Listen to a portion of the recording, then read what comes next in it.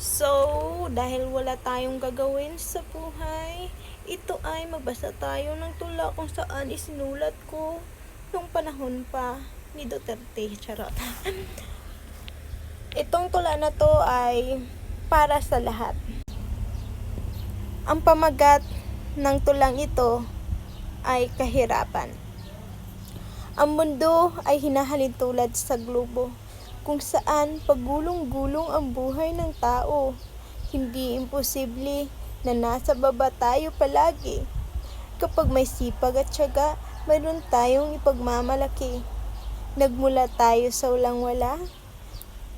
Kaya kung ano man ang meron sa iba at sa atin ay wala, hindi dahilan upang buhay ay pagsawaan.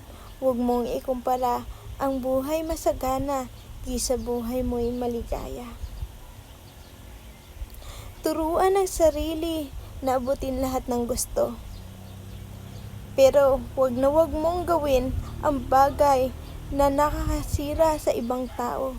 Dahil ang pagtupad ng pangarap na may kasamang agrabyado, hindi umaasinso. Hindi hadlang ang kahirapan sa pangarap na gusto mong makamtan.